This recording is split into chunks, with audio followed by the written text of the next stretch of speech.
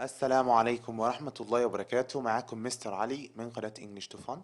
النهاردة ان شاء الله هنكمل المراجعة النهائية على الوحدة ال11، وهناخد exercise on language functions، وهناخد exercise on translation، وكمان reading ان شاء الله. نبدأ أول حاجة بالمحادثة الأولانية. بيقول أحمد is asking his teacher about a famous writer. أحمد بيسأل المدرس بيقول له Good morning sir, I have just finished reading this book. Well done. كان في space في أحمد وقال It is for Mr. عبد التواب يوسف. كان في question فالتيتشر رد وقال He was born in 1928 in a small village near بني سويف. فكان في question من أحمد إجابته He studied political science at Cairo University. كان في question من أحمد إجابته المدرس in 1975 he started writing children's stories. أحمد قال his books have been translated into many languages. المفروض many languages طبعا. haven't they؟ فأكيد هيجاوب yes they have. His books were translated into English, French and Chinese. Thank you sir for such precious information. المعلومات القيمة دي. تمام كده. طبعا المحادثة واضحة جدا. لما حد يقول I have just finished reading this book فبقول له well done كتشجيع وفي تكملة، وواضح ان التكملة دي كانت على هيئة سؤال لان جاوب قال it is for Mr. عبد التواب يوسف. طب نعمل ازاي سؤال بس اخر نقطة اللي هو انا قلتها الحصة اللي فاتت او الوحدة اللي فاتت في نفس المحادثات زي كده. قلت ممكن تجاوب او تسأل ب I wonder. I wonder who wrote مثلا it أو the book. تمام. I wonder يعني أتساءل. فقال it's for Mr. عبد التواب يوسف. فكان في question هنا واضح بالquestion mark. قال له he was born in 1982 in a small village near بني سويف. يبقى ممكن نقول مثلا ايه when was he born and where. تمام كده. أو نقول when was he born وخلاص. طبعا انا مش هقول بقى امتى يتعمل السؤال والكلام ده او ازاي نعمل السؤال. الحاجات دي واضحه وانتوا في ثالثه ثانوي يعني عارفين الحاجات دي كويس. لان بسيطه طبعا وسبقت في الاول وخلاص. تمام. في question من احمد كان اجابته من التيتشر he studied political science at Cairo University. يبقى نقول مثلا what did ما ينفعش does هنا على اساس ان دي ماضي. قال he studied يبقى what did he study and where مثلا عشان قال Cairo University. تمام كده. فكان في question من احمد اجابته آم، he started قلناها خلاص دي يبقى اجابته in 1975 he started writing children's stories. يبقى when did he start writing children's stories. فاحمد قال his books have been translated into many languages haven't they مش كده ولا ايه؟ فقال ايه yes they have.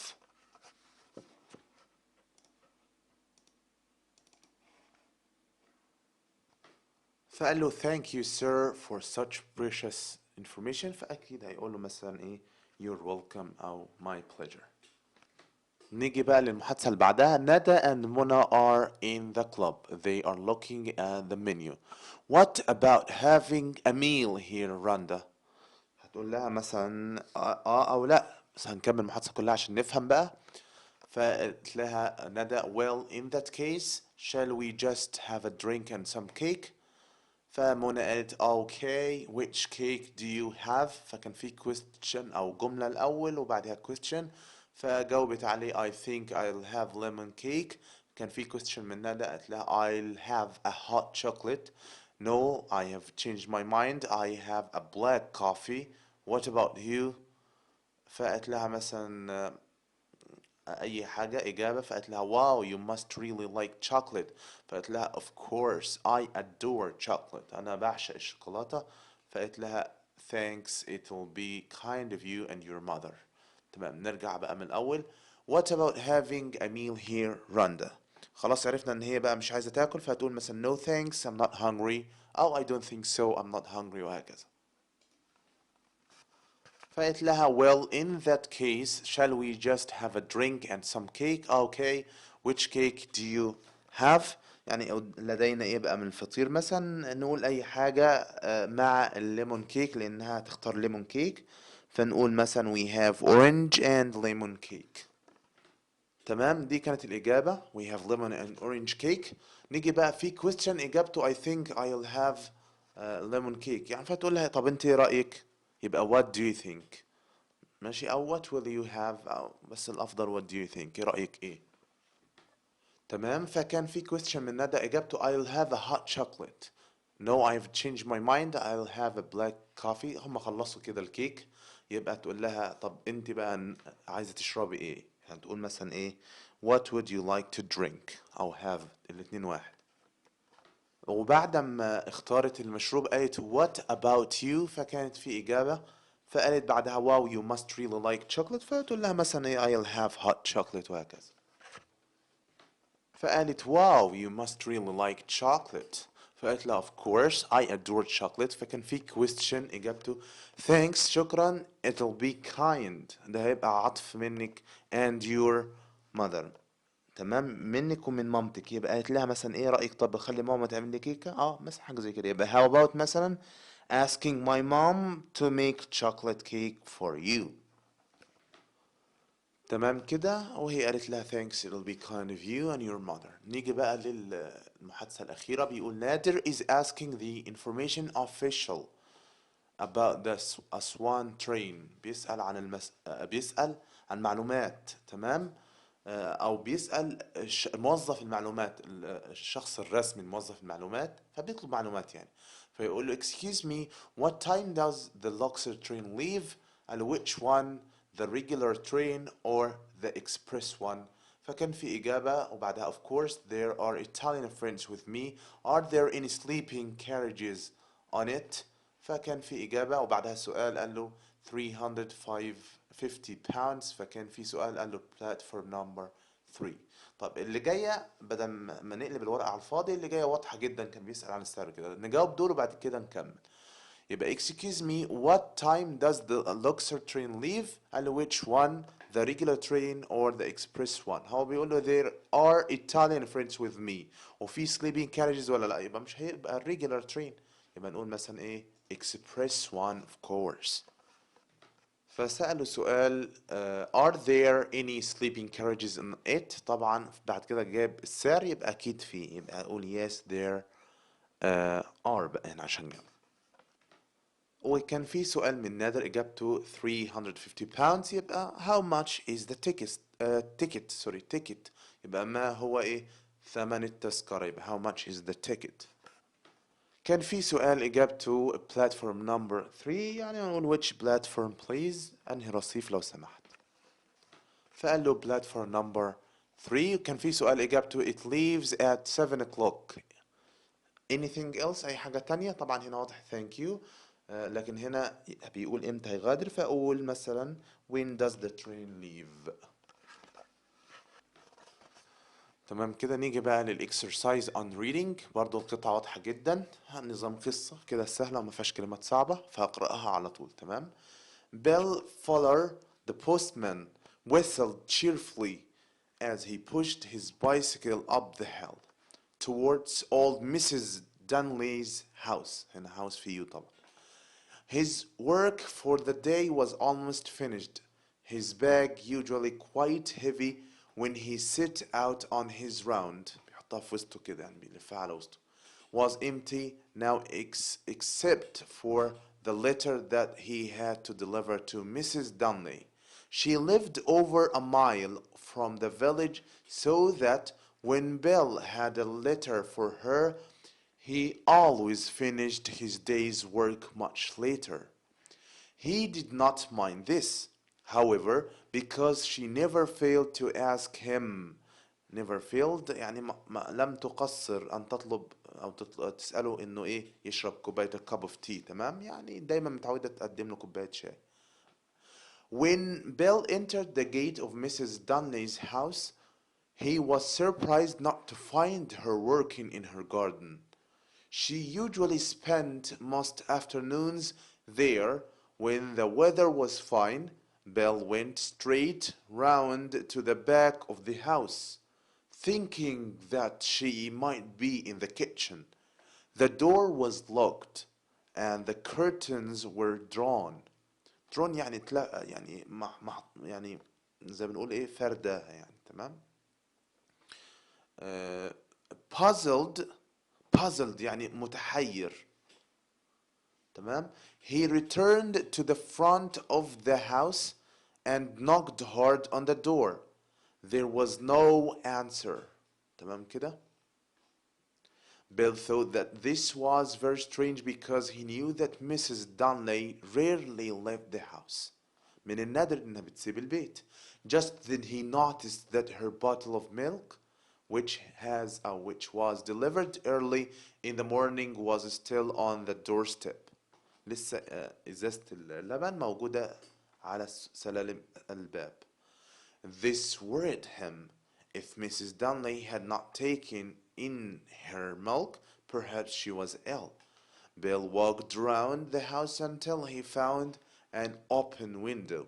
It was small, but he just managed to squeeze through يعني يحشر نفسه كده ويدخل تمام.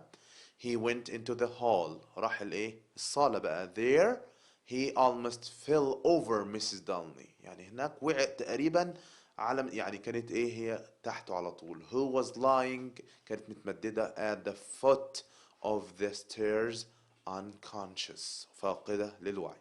Realizing that there was little he could do for her, Bill rushed out of the house, stopped a passing car, and told the driver to telephone for an ambulance as soon as he got to the village. طيب أظن إن هي قطعة واضحة. نيجي بقى للأسئلة. طيب number one بيقول Bill rushed out of the house to space. يا ترى save the woman, tell the police, seek a villager, find some medicine. طبعا هو مفكرش في الدواء، فكر ازاي ينقذ الست وخلاص لأن جاب ambulance تمام. يبقى save the woman. Number two, the woman was lying unconscious in the. طبعا هو قال ايه لو تلاحظ هنا قال بص بيقول ايه he went into the hall. There هناك he almost fell over. يبقى هي كانت ممددة فين hall تمام hall. The postman Bill Fuller was أكيد helpful يعني مش helpless ولا hopeless ولا hopeful تمام helpful متعاون بيساعد الناس. لكن hopeful يعني عنده أمل وكده أو دايما مبتهج أو متفائل لكن هنا مش محتاجينها يعني. According to Bill Mrs. Dunley space left the house. قال من الندى بتسيب البيت. طبعا always يعني معروفة دائما frequently دائما often غالبا يبقى واضحة ان دي من غير ما تعرف حتى معناها هي seldom يعني نادرا كلنا عارفينها تمام. The underlined word did not mind means تعني did not space this يعني هو لما قال ايه ما بيمانعش انه يروح لها يعني ما بيعترضش على الكلمات تمام. ليه ما understand مش هتمشي ولا realize ولا give in يبقى هي object to. وهنا نطقها object مش object. object يعني ايه شيء او مفعول به او مفعول به لكن هنا فعل object to يعترض على قلنا لو جه فعل بعدها ing. The underlined word straight means space. كلمة straight هو straight ليها كذا معنى ممكن تبقى steadily على طول يعني تمام. firmly تنفع لكن هنا معناها تاني. نركز كده في القطعة بيقول ايه Bill went straight round to the back. مجرد ما لقاش هناك راح ايه راح لورا على طول مباشرة يبقى immediately يبقى الإجابة هنا ايه immediately. طيب نيجي بقى للأسئلة. Why did the postman always feel happy after going to Mrs. Dunley's house؟ ليه دايما كان يبقى ايه مبسوط وكده؟ طبعا لأن هي يعني ايه بتديله بتعرض عليه ايه اللي هو قال ايه هنا فينها بقى اللي هي never failed. دوروا معايا اهي يبقى because طبعا هو because she never failed to ask him in for a cup of tea. ودي الإجابة واضح كده. طيب نيجي بقى للسؤال اللي بعده بيقول why أو how do you know that the weather was fine that afternoon؟ أو هو بيقول هي ما بتروحش غير في الافternoons لما الجو يكون جميل أهو she usually الإجابة هي she usually spent most afternoons there when ها the weather was fine.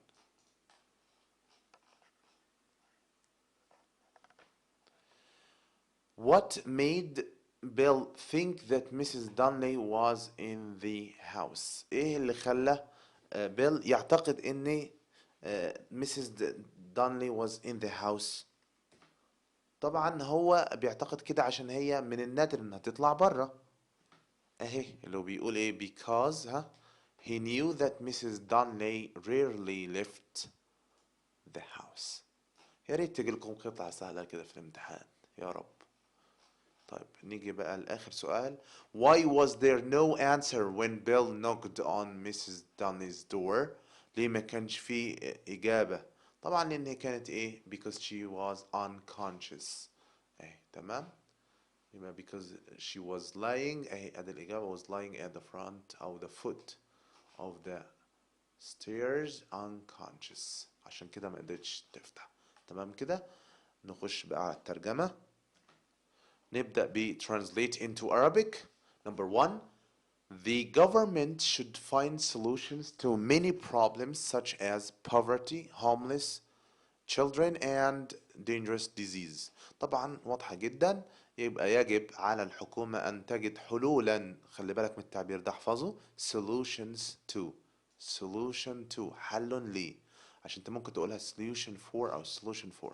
خلي بالك يعني انت لو من غير ما تشوف الترجمة دي هنا لو كان قالك بالعربي يجب على الحكومة أن تجد حلا لي هتقول ايه solution for. دي غلط.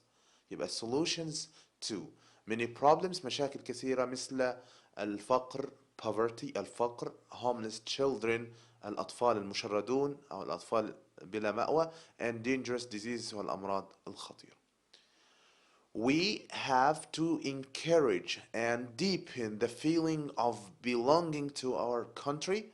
يجب علينا أن نشجع ونعمق شعور الانتماء إلى وطننا. تمام كده. Number three, our life today is almost different from مختلف عن. خلي بالك يبقى different from مختلف عن the life of our grandparents and ancestors الأسلاف يعني. يبقى حياتنا هذه الأيام مختلفة عن حياة أجدادنا وأسلافنا أو أجدادنا وأسلافنا. Number four, games and sports make our bodies strong and prevent us from getting fat. عايز يقول ايه هنا؟ ان الجيمز الالعاب الرياضية والرياضة تجعل our bodies اجسامنا strong قوية and prevent us from getting fat وتمنعنا من الايه؟ getting fat من التخن يعني ان ندخن. طيب most street children are victims to family violence and other social problems. وبيقول معظم أطفال الشوارع هم ضحايا لعنف العائلة والمشاكل الاجتماعية الأخرى. True friends are those who are ready to stand by you in time of trouble.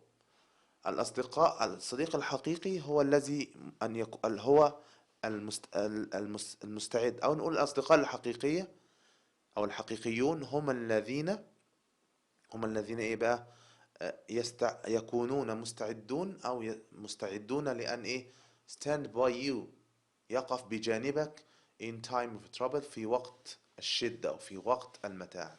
تمام. نيجي بقى ل translate into English.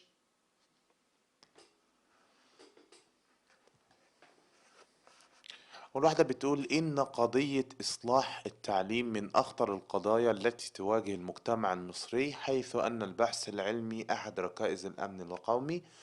يبقى إن قضية إصلاح التعليم يبقى نقول education reform issue. تمام. ممكن نقول case بس مشهورة أوي issue. تمام. من أخطر القضايا is one of the most dangerous issues. تمام. that faces طبعا ممكن نقول that face على أخطر قضايا that face وممكن قصدي قضية فتبقى faces بس الأفضل إحنا إيه نقول القضايا اللي بتواجه يبقى face. المجتمع المصري يبقى the Egyptian society حيث أن يبقى as.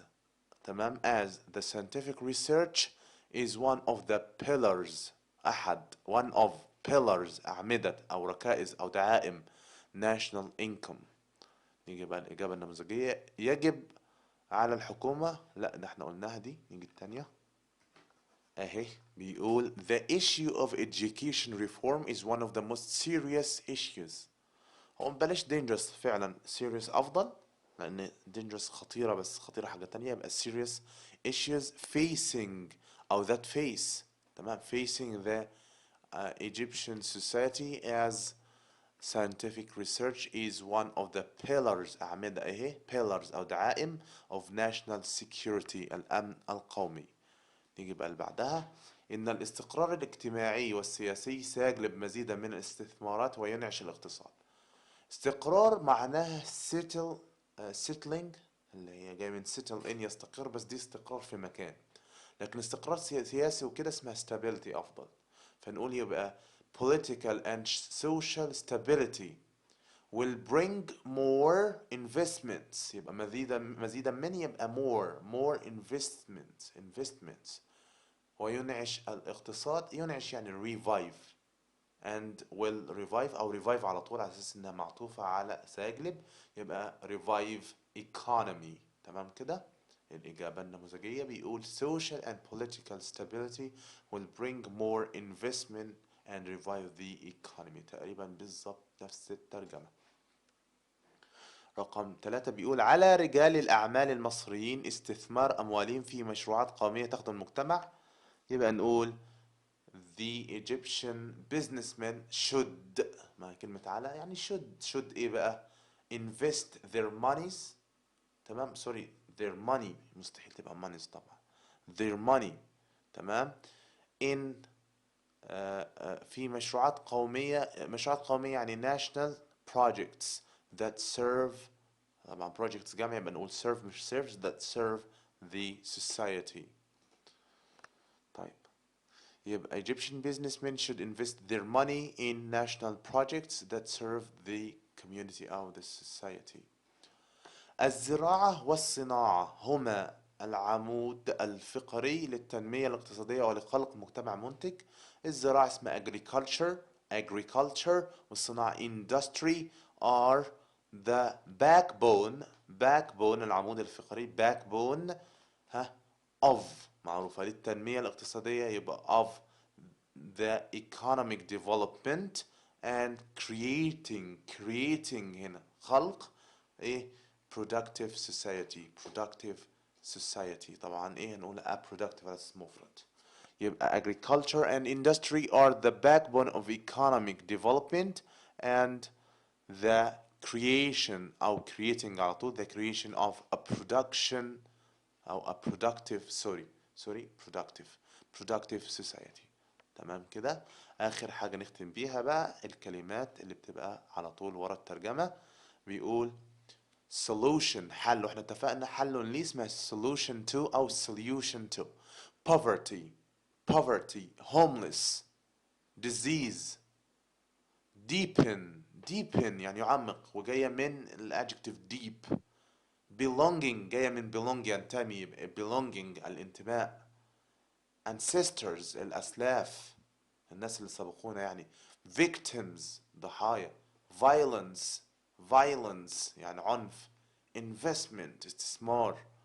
social political stability refresh economy issue pillars. يبقى pillars اصلا معناها العمدان الخرسانة وكده، او الركائز لو استخدمناها كمجازا يعني، فتبقى ركائز او دعائم pillars. industry agriculture national security backbone economic development productive national projects. يبقى national projects serve the society education reform scientific research. تمام كده. يبقى كده خلصنا الوحدة ال11 كاملة. أشوفكم بقى إن شاء الله في الفيديو أول فيديو في الوحدة ال12. السلام عليكم ورحمة الله وبركاته.